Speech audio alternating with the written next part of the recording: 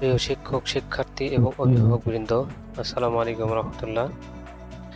আজকে আমরা গ্রামারের কানেক্টরসের দ্বিতীয় ক্লাস করতে যাচ্ছি। কানেক্টরসের প্রথম ক্লাসে আমাদের প্রাথমিক যে আলোচনা আমরা করে ফেলেছি। আজকে আমরা সরাসরি কথা না বলে রুলসে চলে যাব।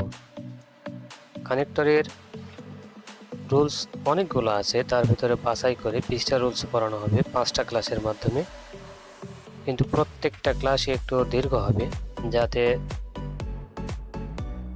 এ টু জেড রুলসগুলো তোমাদের মাথার ভিতরে ঢুকে যায় এবং প্রত্যেকটা রুলসের সাথেই থাকবে 3-4টা করে এক্সারসাইজ এবং প্যাসেজ এক্সারসাইজ। এই জন্যই ক্লাসটা একটু দীর্ঘ হতে পারে, তবে আমাদের কাজে আসবে ইনশাল্লাহ।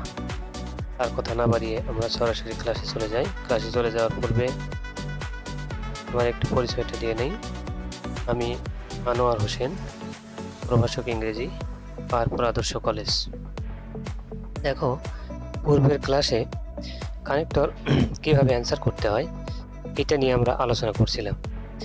আজকে আমরা কানেক্টরের তো অভাব নেই, অনেকগুলো কানেক্টর, কোনটা আগে পড়বো কোনটা পরে পড়বো এটা নিয়ে ছাত্রছাত্রী দ্বিধাদ্বন্দ্বে পড়ে যায়। এই সমস্যা যাতে তোমাদের না হয় সেজন্য দেখো, এখানে কানেক্টরসের কিন্তু লিস্ট দেওয়া আছে। শুধু লিস্ট দেওয়া এখানে শেষ না, লিস্টের সাথে আবার দেখো এখানে আছে কোন কানেক্টরস কত পার্সেন্ট আসে। যেমন 1 নম্বরে সবচাইতে বেশি যেটা আছে সেটা হলো বিকজ। এটা তোমরা বলতে পারো এই যে 95% আসার যে পার্সেন্টটা, তার মানে প্রত্যেকবারই বিকজ দিয়ে একটা না একটা প্রশ্ন হয়। স্টার মার্ক পাইছে হলো কত? 5টা। তার মানে হলো বিকজ দিয়ে একটা না একটা পরীক্ষাতে প্রশ্ন থাকেই, প্যাসেজ একটা থাকবেই। এখন প্রশ্ন হতে পারে এই পার্সেন্টগুলো আমি কীভাবে করলাম। এই পার্সেন্টগুলো বিগত পরীক্ষার যে কোশ্চেনগুলো কানেক্টরের এসএসসি এবং এইচএসসি, দাখিল এবং আলিম, এই কোশ্চেনগুলা বিশ্লেষণ করছি অ্যাপসের মাধ্যমে। বিশ্লেষণ করে তারপরে অ্যাপস থেকেই আমি এই পার্সেন্টগুলো নিয়ে ফেলছি, যাতে ছাত্রছাত্রীকে পড়তে সুবিধা হয়। কারণ আমি বিশ্বাস করি এক গাদা পড়ার চাইতে কৌশল অবলম্বন করে অল্প পড়ব, কিন্তু সেটা যদি বিস্তারিতভাবে পড়তে পারি তাহলে সেইটা কাজে দেয়। আমি ছাত্র জীবনে যেরকম করে পড়াশোনা করছি আমি সেভাবেই পড়াতে পছন্দ করি, সেই কৌশলটা এখানে অবলম্বন করা হয়েছে। দেখো, এখানে তোমরা আগে বিকজ এইটা দেখবা, অর্থটা দেখে নিবা, আর এখানে পার্সেন্টটা দেখে নিবা প্রত্যেকটারই। তারপরে আছে কি সো দ্যাট, এই প্রত্যেকটাই তোমরা এভাবে দেখে নিবা। দেখে নেওয়ার পরে পড়া শুরু করবা। আগেই যদি না বুঝে, যে কোনো বিষয় যদি না বুঝে আগে তুমি পড়া শুরু করে দাও, তাহলে তুমি পড়া যেটা পড়তেছো দেখা যাবে ওইটা কোনোদিন পরীক্ষাতে আসেই না। তুমি এমন রুলস দিয়ে পড়া শুরু করছো যেটা পরীক্ষাতে আসার সম্ভাবনা নেই, তাহলে এটা তোমার কি বৃদ্ধাশ্রম? না, বৃদ্ধাশ্রম। অতএব পড়া শুরু করার পূর্বেই কী কী পড়বো আর কী কী পড়বো না এই দুটাকে আলাদা করে নিতে হবে, তাহলে দেখবা তোমার পড়ার যে সিলেবাসটা সেটা কি কমে আসবে। আচ্ছা, তাহলে আমরা সরাসরি রুলসে চলে যাই। আর এগুলো তোমরা অর্থ সহ দেখে নিবা, খাতা কলম নিয়ে উঠাই নিবা, এটা পার্সেন্ট সহ, অর্থ সহ এবং কোনটা কত পার্সেন্ট এইটা। দেখো, কানেক্টরসের যে রুলসগুলো আছে এর ভিতরে প্রথম যে রুলটা সেটা হলো কজ ইফেক্ট কানেক্টর।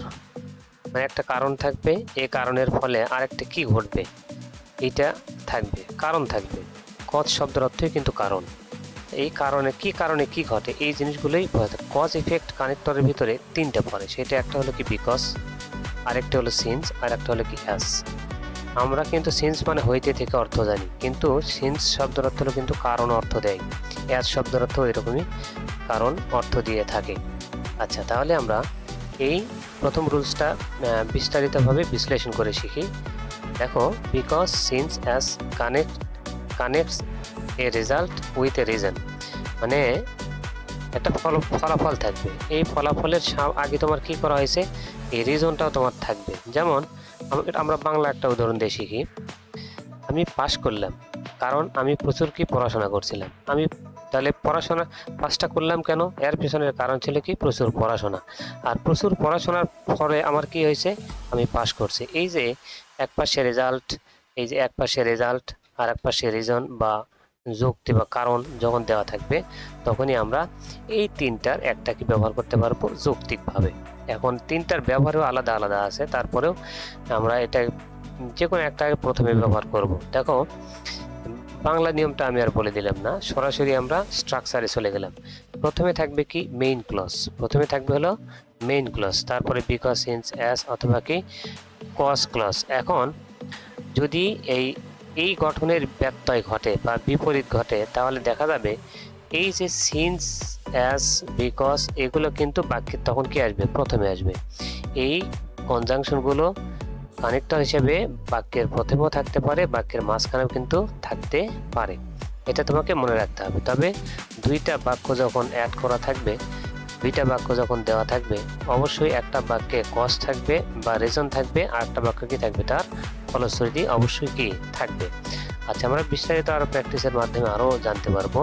দেখো, শুরুতে যে মাঝখানে যে তোমার এই সিন্স, অ্যাজ, বিকজ আছে, তার একটা উদাহরণ এখানে আছে, আর প্রথমে যে এই কনজাংশনগুলো বুঝতে পারে তারও একটা উদাহরণ এখানে আছে। আসল কথা হলো তোমাকে এই প্যাসেজের বাক্যের এবং প্যাসেজের কি পুরোপুরি অর্থ জানতে হবে। অর্থ জেনে কোনটা কজ এবং কোনটা ইফেক্ট এটা তোমাকে খুঁজে বের করতে হবে, কোনটা রিজন কোনটা রেজাল্ট, এটা কি খুঁজে বের করতে হবে তোমাকেই। তাহলে আমরা প্রথমে কি করি, দেখো একটা বাক্য নিয়ে দেখি আমরা। We could not attend the meeting. আমরা মিটিংয়ে কি অ্যাটেন্ড বা উপস্থিত হতে পারলাম না, এটা কিন্তু পাস্ট টেন্স, কুড আছে যেহেতু। এখন উপস্থিত হতে পারলাম না, এর কারণ কি, কারণ কি ইট ওয়াজ রেইনিং হ্যাভিলি, ব্যাপকভাবে কি বৃষ্টি হচ্ছিল বা প্রচুর মানে কি বৃষ্টি হচ্ছিল। এই যে অনুপস্থিতিতে না হওয়ার যে কারণটা, এই কারণটা আমরা কোন বাক্যের মাধ্যমে পাইলাম, এই এর মাধ্যমে পাইলাম, এই পরবর্তী বাক্যের মাধ্যমে পাইলাম। তাহলে কি ব্যাপক বৃষ্টির কারণে সে কি করতে পারে নাই, মিটিংয়ে উপস্থিত হতে পারে নাই। এই যে একটা কাজ তোমার বিঘ্নিত হয়েছে বা হয় নাই, বা একটা ঘটনা ঘটে গেছে, এখন তার কারণে এই পাশে লেখা আছে, তখন তোমার মাঝখানে কি বসান লাগবে, বিকজ বসান লাগবে। কি বসান লাগবে, বিকজ। আরো একটু ক্লিয়ার করি, যখন দেখবা তোমার একটা ঘটনা ঘটে গেছে, এই ঘটনার পেছনে একটা কারণ আছে, যখন দেখবা একটা ঘটনা ঘটছে এবং অপর পাশে তার কারণও, সেই ঘটনা ঘটার কারণটাও বিস্তারিতভাবে ব্যাখ্যা করা হয়েছে, তখন তার সামনে মাঝখানে আমরা কি বিকজ ব্যবহার করে থাকি। আর বিকজ প্রথমে থাকবে তখনই যখন দেখবা এই ঘটনাটাই আগে ঘটে গেছে, এই বাক্যই তখন প্রথম থাকবে, এই বাক্য কিন্তু তখন কি থাকবে, পরে থাকবে। এটা 1 নম্বরে থাকবে, এটা 2 নম্বরে থাকবে। আচ্ছা, ওই রকম বাক্য আমরা প্র্যাকটিস করব। দেখো, সিন্স হি ওয়াজ কি ইল, এখানে কিন্তু সিন্স থাকবে না, হি ওয়াজ ইল, সে ছিল কি অসুস্থ। He could not go to school, সে কি স্কুলে যেতে পারলো না। এই যে সে স্কুলে যেতে পারলো না, তার কারণটা কি, তার কারণটা হলো সে কি ছিল, অসুস্থ ছিল। যখন এই ফলাফলটাই আগে বের হবে, যখন কারণটাই আগে বাক্যের লেখা থাকবে এবং তার ফলাফলটা পরের বাক্যের লেখা থাকবে, তখন কিন্তু এই সিন্স, অ্যাজ, বিকজ কি হবে, প্রথমে বসবে।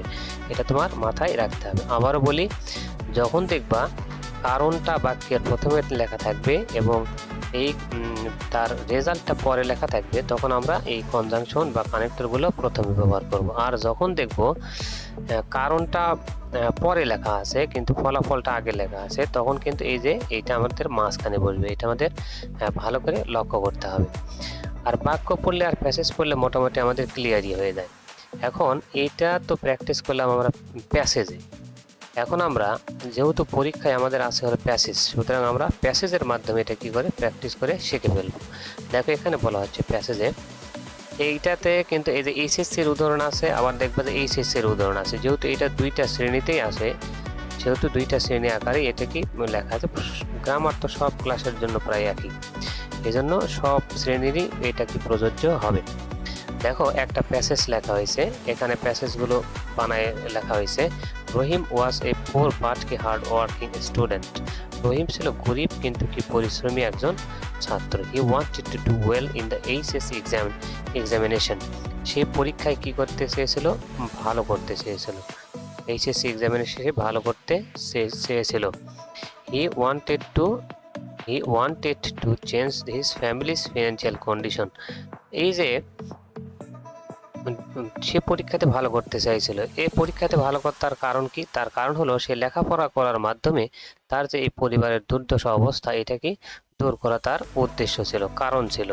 যখন দেখবা এরকম একটা ওয়ান্ট কি চাইছিল সেই কারণটা যখন এখানে লেখা থাকবে, যখন আমরা কি করব এখানে মাঝখানে দেখো এই নম্বরে আমরা এখানে কি ব্যবহার করছি, এই যে বিকজ ব্যবহার করছি। বিকজ কেন?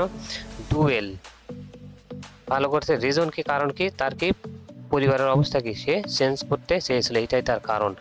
মানে এইচএসসিতে ভালো করতে চেয়েছিল, তার পেছনের কারণ কি? তার পেছনের কারণটা ছিল হলো সে পরিবারের যে ফিনান্সিয়াল অবস্থা এটাকে পরিবর্তন করতে চেয়েছিল। এই যে কারণটা বললো, এই কারণের জন্য এখানে আমরা এ নাম্বার কি লিখবো? বিকজ লিখবো। বিকজ দিয়ে অর্থ করে দেখবো অর্থটা কি হবে, মিলে যাবে। তাহলে he woke up early every morning, সে প্রত্যেক দিন সকালবেলা ওঠে। He needed enough time to revise his lessons, এই যে সে সকালবেলা ওঠে। সকালবেলা ওঠার কারণটা কি? এই কারণটা হলো she needed enough time to revise his lessons, কারণ সে সকালবেলা উঠে তার লেসন বা পড়াগুলো সে কি রিভিশন করা কি তার দরকার ছিল। এই যে একটা কাজ করলো তার পেছনের একটা উদ্দেশ্য বা কারণ ছিল, তখন কিন্তু আমরা এখানে কি ব্যবহার করি? এই দেখো এখানে সিন্স অথবা বিকজ যে কোনো একটাকে ব্যবহার করলেই হয়ে যায়। এখন সিন্স যদি ব্যবহার করো, হি woke up early in the morning, since যেহেতু বা কারণে হি needed enough time to revise his lessons. তারপরে দেখো his father worked day and night, তার বাবা কি রাত দিন কাজ করতে। এভাবে দেখো একটা গল্প দিয়ে, একটা বালক রহিমের গল্প দিয়ে কি করা হয়েছে, এই একটা রুলসের পুরো সারমর্ম বা জিস্ট তোমার কাছে কি তুলে ধরা হয়েছে, এবং একটা তিনটা মাত্র কানেক্টর দিয়ে একটা প্যাসেজ লেখা হয়েছে। তাহলে তোমাদের এটা প্র্যাকটিস করলে কত উপকার হবে সে তোমরা বুঝতেই পারতেছো। তাহলে এখানে কি বলা হচ্ছে, his father worked day and night, তার বাবা কি রাত দিন কাজ করতে, আমাদের বাবাদের মতোই। দ্য ফ্যামিলি কুড সারভাইভ, এখন এই যে রাত দিন কাজ করতে, রাত দিনের কাজ করার কারণ কি? তার পরিবার যাতে কি সারভাইভ করতে পারে। এখন এই যে একটা মানে একটা রিজন বা কারণ এবং তার রেজাল্ট দুইটা উল্লেখ করা আছে। তাহলে এখানে আমরা কিভাবে বলবো? অ্যাস অথবা সিন্স। অ্যাস সিন্স যেহেতু বা কারণ যে কোনো একটা। As his father worked day and night, যেহেতু তার বাবা রাত দিন কাজ করতে, দ্য ফ্যামিলি কুড সারভাইভ, যাতে পরিবারটা কি করে ভালোভাবে কি সারভাইভ করতে পারে। তাহলে রহিম অলসো টিউটর্ড ইয়াঙ্গার চিলড্রেন, সে কি করতো? ছোট ছোট বাচ্চাদেরকেও পড়াতো। Dash he needed extra money for buying books, এর এই যে টিউটর করাইতো এর কারণ কি? এর কারণ হলো তার কি পড়ার জন্য কি বা বই কেনার জন্য অতিরিক্ত টাকার প্রয়োজন হতো। তাহলে এখানে টিউটরটা করানোর কারণ এখানে যখন উল্লেখ করা হয়েছে, তার মানে এখানে আমি কি দিতে পারি? বিকজ অ্যাজ সিন্সের যে কোনো একটা দিতে পারি। বিকজ দিয়ে সরাসরি যেহেতু অ্যান্সার হয়েছে, সুতরাং এখানে বিকজটাই কি দেওয়া হয়েছে। তাহলে বি নম্বর আমরা কি দেবো? বিকজ দেবো। আচ্ছা, পুরোটা লিখলাম না। তারপর দেখো he avoided all kinds of distraction, সে সব ধরনের অমনোযোগী বা মনোযোগ হারাতে পারে এই ধরনের যে দিকগুলো আছে, যে বিষয়গুলো আছে, সেগুলোকে সে এড়িয়ে চলতো। He could focus completely on his studies. Distraction বর্তমান ছাত্রছাত্রীদের জন্য একটা সবচেয়ে বড় সমস্যা। ডিস্ট্রাকশন বলতে এখানে অমনোযোগিতাকে বোঝাচ্ছে। পড়তে বসলে ইলেকট্রনিক ডিভাইস এইটা ওইটা নিয়ে আমরা যখন বলছি, তখনই কিন্তু আমাদের পড়াশোনার কি হয়? ডিস্ট্রাকশন হয়। এই জন্য সে কি করতো? সব ধরনের দূরে রাখতো, যাতে কি পড়াশোনা ডিস্টার্ব না হয়। আচ্ছা, যদি এই রুলস বুঝতে তোমাদের এখনো একবারে সমস্যা হয়, তাহলে আবার কি করবা? ভিডিও পজ করে আবার দেখে নিবা। 2 নম্বর রুলসে দেখো কি বলা হচ্ছে। 2 নম্বর রুলসে বলা হচ্ছে কি? Purpose connector. আচ্ছা, পারপাস উদ্দেশ্য থাকবে, একটা কাজের পিছনে আর একটা উদ্দেশ্য থাকবে, এটা বোঝানোর জন্য আমরা কি ব্যবহার করি? পারপাস কানেক্টর হিসেবে আমরা ব্যবহার করি সো দ্যাট আর ইন অর্ডার দ্যাট। আচ্ছা, so that, in order, that শব্দের অর্থ কি? যাতে, যাতে বা যাতে। এখন দেখো দ্য রেজাল্ট ক্লজ ইউজেস। আচ্ছা আচ্ছা, এর গঠনের সো দ্যাট যখন ব্যবহার করবা, যদি সো দ্যাট যেহেতু দুইটা বাক্যকে অ্যাড করে, প্রথম বাক্য যদি প্রেজেন্ট টেন্স হয় তাহলে এই সো দ্যাটের পরে যে বাক্য হবে তাহলে ক্যান নিবে, আর যদি পাস্ট টেন্স হয় তখন কিন্তু কুড নেবে। আর যদি আবার প্রেজেন্ট টেন্স হয়, মেয়ে যদি ব্যবহার করা প্রয়োজন হয়, মেয়ে কিন্তু প্রেজেন্ট, ক্যান কিন্তু প্রেজেন্ট, কুডও পাস্ট, মাইটও কিন্তু কি পাস্ট। এটা কিন্তু একটা গঠন, তোমরা রাইট ফ্রম ভার্বস যারা শিখে পারো তাদের জন্য এটা কোনো বিষয় না আপাতত। দেখো তাহলে এক পাশে থাকবে কি কাজ থাকবে, আর এক পাশে সেই কাজের কি থাকবে, উদ্দেশ্য থাকবে। আচ্ছা, এক বাক্য পড়লে আমরা এটা মোটামুটি আমাদের ভিতরে কি ক্লিয়ার হয়ে যাবে। প্রথমে কি থাকবে কি মেইন ক্লজ, প্রথমে থাকবে মেইন ক্লজ, তারপরে সো দ্যাট, তারপরে ইন অর্ডার দ্যাট, তারপরে সাবজেক্ট ক্যান কুড মে মাইট, যেটা দরকার তোমার ব্যবহার করতে পারবা। বাস্তবিক রুলস যদি মাথার ভিতর নাও ঢোকে, আমার সবচাইতে ভালো লাগে হলো এই উদাহরণের মাধ্যমে বোঝা, কারণ প্র্যাকটিক্যাল জ্ঞানটা সবচেয়ে বেশি মাথার ভেতর থাকে, বিশেষ করে আমার ক্ষেত্রে। স্টাডিজ হার, সে কঠোর পড়াশোনা করলো, এখানে কিন্তু টেন্স লক্ষ্য করতে হবে অবশ্যই, এটি কিন্তু প্রেজেন্ট টেন্স। তাহলে heart so that, so that শব্দটা থেকে যাতে, এই যে কঠোর পরিশ্রম করলো, কেন করলো সে, কেন করলো সে, he can do well in the exam, যাতে সে কি করে পরীক্ষা থেকে ভালো করতে পারে।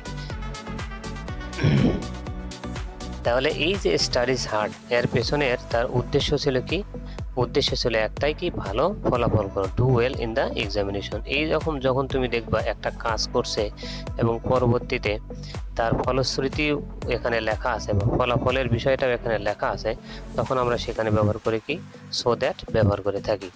এটা কিন্তু সাবঅর্ডিনেট ক্লজ, এটা কিন্তু মনে রাখতে হবে।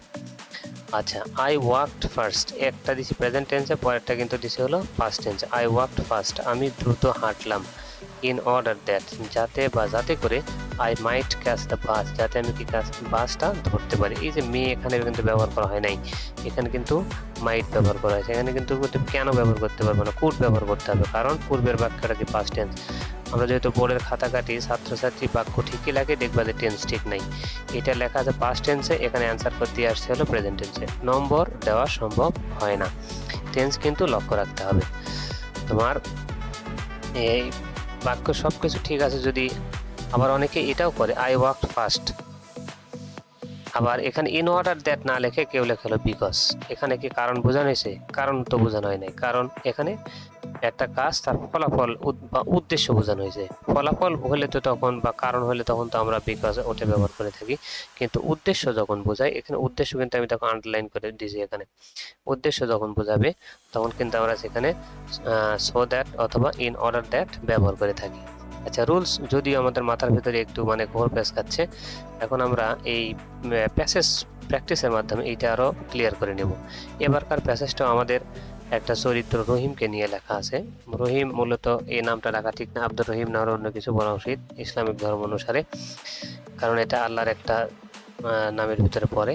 তাহলে দেখো, Rahim was a poor but hard working student. প্রথম প্যাসেজের মতোই এই প্যাসেজটা ওরকমই করা আছে, শুধু ওখানে বিকজ ব্যবহার করা হয়েছিল, এখানে সো দ্যাট বা ইন অর্ডার দ্যাট ব্যবহার করা হবে। হি wanted to do well in the HSC examination, ওই একই কথাই কিন্তু লেখা আছে, যাতে তুমি ভালো করে বুঝতে পারো সে পরীক্ষায় ভালো, এইচএসসি পরীক্ষায় ভালো করতে চেয়েছিল। He could change his families financial condition, এই যে সে কি করতে চেয়েছিল, এখন এই যে সে এইচএসসিতে ভালো পরীক্ষাতে ভালো করতে চেয়েছিল, তার উদ্দেশ্য কি ছিল, তার উদ্দেশ্য ছিল তার পরিবারের অবস্থাকে পরিবর্তন করা। ওখানে দেখো, হি wanted to do well in the HSC examination,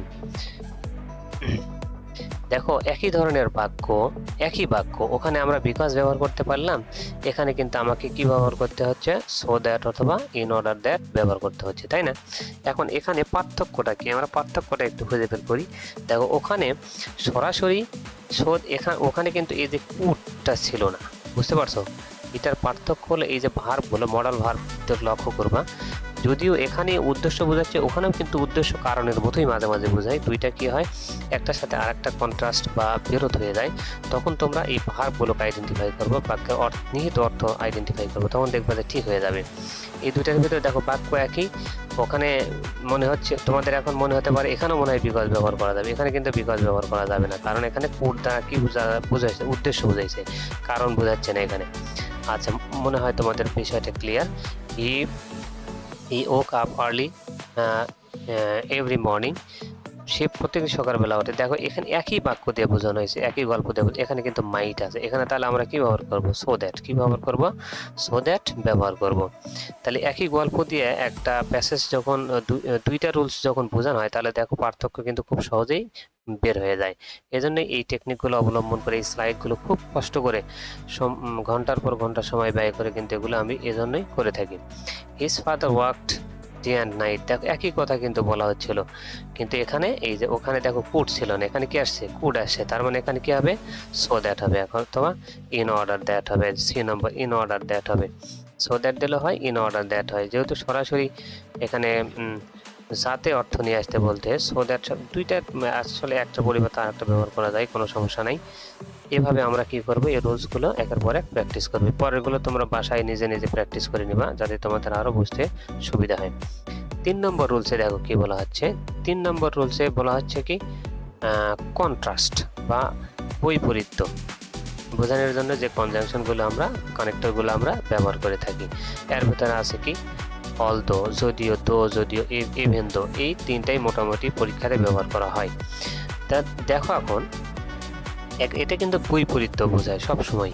একটা কাজ হওয়ার কথা ছিল, তার বিপরীত যখন হয় তখন কিন্তু আমরা দুয়াল দো ব্যবহার করে থাকি। যেমন বাংলায় আমরা বলি যদিও সে গরিব সে কি সৎ। তাহলে গরিব মানুষের সাধারণত কি অসৎ হওয়ার কথা, তার সে কি হয়েছে? গরিব। যদিও সে গরিব, গরিব সে কি সৎ। তাহলে এই দুইটা বিপরীত দিক গেল না। গরিব মানুষ সাধারণত আমরা কি ব্যবহার করি? অসৎ হিসেবে ব্যবহার করি। যখন এরকম বৈপরীত্য আসবে তখন আর আমরা কি ব্যবহার করি? দো, অলদো অথবা ইভেন দো, অ্যাজ দো, এগুলো কি ব্যবহার করে থাকি। এখন দেখো এই স্ট্রাকচারগুলো তোমরা যাদের বুঝতে সমস্যা হবে তারা একটু দেখে নিবা। আমরা সরাসরি রুলসে অনুশীলনীতে চলে যাই বা এক্সারসাইজে চলে যাই, কারণ ক্লাস অনেক দীর্ঘ হয়ে যাচ্ছে। দো he is poor he is honest, তাহলে দেখো হি ইজ পোর, সে কি গরিব। হওয়ার কথা কিন্তু ডিসঅনেস্ট, কিন্তু হয়েছে কি অনেস্ট। তার মানে এটা কি বৈপরীত্য করে গেছে, কন্ট্রাস্ট। কন্ট্রাস্ট যখনই দেখবা এবং প্রথমে যখন গ্যাপ দেখবা তখন আমরা কি বসাবো? দুয়াল দো বসাবো। এটা কিন্তু বিপরীত ক্রমে থাকতে পারে, দুয়াল দো কিন্তু মাঝখানেও যাওয়া হইতে পারে। তখন এই হি ইজ অনেস্ট এই বাক্যটা যাবে হলো প্রথম, আর এই বাক্যটা যাবে হলো তখন কি পরে। এই উল্টা পাল্টা হবে, তখন দো কি মাঝখানে চলে আসবে। এই বাক্যটাকে উল্টাই লেখলেই হয়ে যায় শুধুমাত্র। আচ্ছা, তারপরে দেখো দো ইট ইজ রেইনিং, যদিও বৃষ্টি হচ্ছিল, he went out to play. বৃষ্টির ভিতরে সাধারণত আমরা কি খেলতে যাই না, কিন্তু সে কি করছে? বৃষ্টির ভিতরে কি খেলতে গেছে। তাহলে বিপরীত একটা কাজ করছে, যা হওয়ার কথা তার বিপরীতটা করছে, সাধারণ যে যা হওয়ার কথা তার বিপরীতটা করছে। সুতরাং এখানে কি হবে? দুয়াল দো ব্যবহার করা যাবে। আর দুয়াল দো মাঝখানে কখন আসে তোমাদেরকে আমি পূর্বেই বলছি, তখন এই বাক্যটা প্রথমে আসবে, এই তারপরে বসবে হলে এই বাক্যটা বসবে, মাঝখানে গ্যাপ থাকবে, তখন এই দুয়াল দো মাঝখানে চলে আসবে। আচ্ছা, তাহলে আমরা পরের প্যাসেজটা এবার আমরা অনুসরণ করে দেখো। প্যাসেজে কি বলা হচ্ছে? Ayesha was a brilliant but financial struggling student. আমি বিভিন্ন নাম দিয়ে একটা করে প্যাসেজ লিখছি, এবং এই প্যাসেজ দেখবে যে পরবর্তী রুলসে আবার আসে, যাতে তোমরা বুঝতে পারো। তাহলে আয়েশা কি ছিল? ব্রিলিয়েন্ট, মেধাবী এবং কি ফিনান্সিয়াল স্ট্রাগল এবং অর্থনৈতিকভাবে সংগ্রামী একজন কি ছাত্রী। Dash she faced extreme poverty, সে কি চরম দারিদ্রতার কি মুখোমুখি হইল। কিন্তু পাস্ট টেন্স। শি নেভার, সে কখনোই কি মিসড এ সিঙ্গেল ক্লাস, সে একটা ক্লাসও কি ত্যাগ করলো না। তাহলে চরম দারিদ্রতা যখন হয় সাধারণত ক্লাস কি তখন হয় কি কলেজের বা স্কুলের ক্লাস তখন কি হয়? মিস হয়। কিন্তু এ করলো তার বিপরীত, যখনই বিপরীত করলো, একটা হওয়ার কথা তার বিপরীতটা হইলো, তখন আমরা এখানে কনজাংশন বা কানেক্টর হিসেবে দো অথবা অলদো ব্যবহার করে থাকি। তারপরে দেখো she wanted to do well in the HSC examination, সে এইচএসসি এক্সামিনেশন কি ভালো করতে চেয়েছিল। He had no private tutor or কি কোচিং, তার ভালো করার জন্য আমাদের শর্ত কি? প্রাইভেট টিউটর অথবা কি দরকার? আমাদের কোচিং দরকার। কিন্তু সে করলো কি তার বিপরীত। এই যে যখনই বিপরীত বুঝাইলো তখনই আমরা কি ব্যবহার করবো? ইভেন দো অথবা দো অলদো, এখানে এগুলো কি ব্যবহার করতে পারবো। যখন একদম বেশি বৈপরীত্য বোঝায় তখন আমরা কি ইভেন দোই বেশি ব্যবহার করে থাকি, তাহলে ইভেন দো এখানে ব্যবহার করবো আমরা। আচ্ছা, তারপরে দেখো dash her mother worked all day, তার মা কি করতো? সারাদিন কাজ করতো। They couldn't afford a proper study desk, তার পড়ার জন্য একটা কি স্টাডি ডেস্ক তারা কি করতে তার মেয়ের জন্য কি করে দিতে পারলো না। তাহলে সবসময় কাজ করলে তার ফলশ্রুতিতে তার স্বাবলম্বী হওয়ার কথা ছিল, সবকিছু থাকার কথা ছিল, তার স্টাডি ডেস্ক থাকার কথা ছিল, কিন্তু তার কি নাই। তার মানে এটা কি বৈপরীত্য হয়েছে, যা হওয়ার কথা ন্যাচারালি যেটা হওয়ার কথা তার বিপরীত্য হয়েছে। সুতরাং এখানে বৈপরীত্য হওয়ার জন্য আমরা এখানে কনজাংশন দোয়াল দো অথবা ইভেন দো ব্যবহার করব। দেখো এই পরেরগুলো তোমরা একটু পড়ে নিবা নিজেরা। আচ্ছা, আমরা পরের রুলসে চলে যাই। দেখো পরের রুলসে কি এটা হচ্ছে তোমাদের কন্ডিশন সম্পর্কে। আচ্ছা, আমরা একটু কালি নিয়ে নিই। দেখো এখানে কন্ডিশন বা শর্ত থাকবে এখানে, ইফ আনলেস। আচ্ছা, ইফ পজিটিভ, আনলেস কিন্তু নেগেটিভ, এটা কিন্তু আগে মাথায় তোমার সেট করতে হবে। ইফ পজিটিভ, আনলেস কি নেগেটিভ। ইফ শুধু অর্থ যদি, আনলেস শব্দটা হলো যদি না। এখন দুইটার নেগেটিভ নেগেটিভ করবে, আনলেসের সামনে নেগেটিভ থাকবে বাক্য, পরেরটাকে নেগেটিভ না। আচ্ছা, ওইটা আমরা বিস্তারিত ব্যাখ্যা করতেছি। আনলেস মিন্স ইফ নট, এখানে দেখো ক্লিয়ার করা আছে, এখানে ইফ দ্বারা শুধুমাত্র কি কন্ডিশন বা শর্ত বোঝায়। আচ্ছা, এই গঠনগুলো তোমরা দেখে নেবা ভালো করে বোঝার জন্য। আর এখানে উইল, ক্যান, মে এগুলো কি পরবর্তী বাক্য থেকে ব্যবহার করা হয়, সাধারণত অক্সিলারি ভার্ব বা বিভার্ব হিসেবে ব্যবহার করা হয়। দেখো এখন if you work hard you will কি সাকসেড, যখন দেখবা এটা কিন্তু একটা কন্ডিশন, বা আমাদের যে কন্ডিশন পড়াই ক্লাসে, first condition, second condition, third condition, সেই কন্ডিশন হিসাবে এটা হলো ফার্স্ট কন্ডিশন। কিভাবে চিনলাম? দেখো এখানে প্রথম বাক্যটা হলো প্রেজেন্ট টেন্স, এবং পরে যে বাক্যটা, এই বাক্যটা কি ফিউচার টেন্স। তার মানে কি এটা ফার্স্ট কন্ডিশন, কারণ ফার্স্ট কন্ডিশনের শর্তই হলো প্রথমে থাকতে প্রেজেন্ট টেন্স, পরে থাকবে কি ফিউচার টেন্স। এখন পাশাপাশি যখন দেখবা প্রেজেন্ট টেন্স এবং ফিউচার টেন্স আছে এবং মাঝখানে এই যে কমাটা আছে, তখন তোমাকে বুঝতে হবে এটা কি ফার্স্ট কন্ডিশন। আর ফার্স্ট কন্ডিশন যদি পজিটিভ হয়, তার বাক্যের প্রথমে কি বসে? ইফ বসে। আচ্ছা, এখানে তাহলে কনজাংশন হিসেবে আমাদের কি বসাতে হবে? ইফ বসাতে হবে। কিভাবে আমরা শিওর হলাম?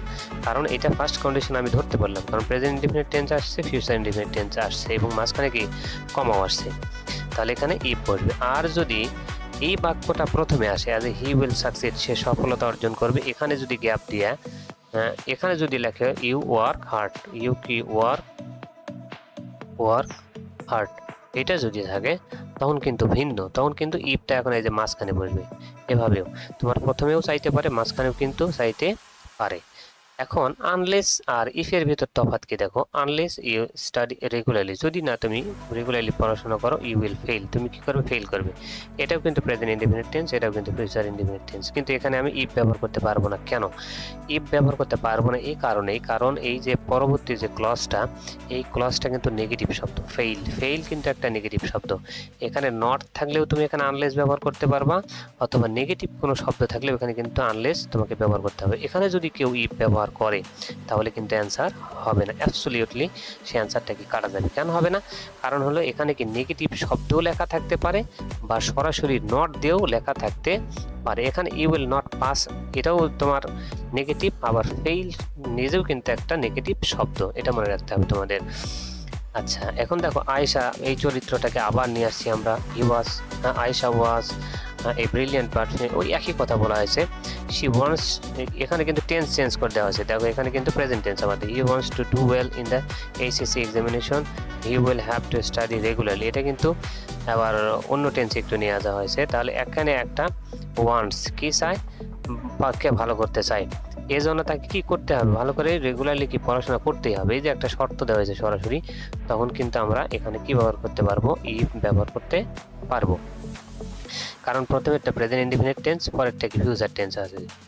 আচ্ছা, দেখো শি নোস দ্যাট, সে জানে যে দেখো প্রথমে একটা কিন্তু ক্লজ দিয়ে তোমাকে ব্যবসাকে ফলানো হইতে পারে, এটাতে দ্বিধাদ্বন্দ্বে পড়ার কোনো কারণ নাই।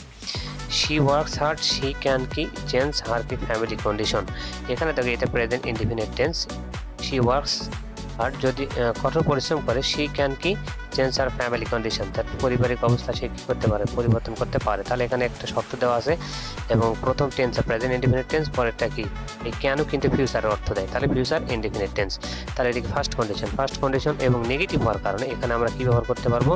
ইফ ব্যবহার করতে পারবো। এখানে কিন্তু তুমি আনলেস ব্যবহার করতে পারবো না, কারণ দুইটা বাক্যই কি পজিটিভ।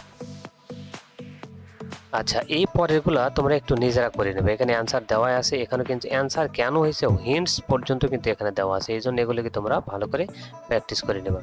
আজকের ক্লাসটা অনেক দীর্ঘ হয়ে গেল, আজকে আর ক্লাসের টাইম বাড়াতে চাচ্ছি না। তোমরা এগুলো বারবার বাসায় প্র্যাকটিস করো। একবার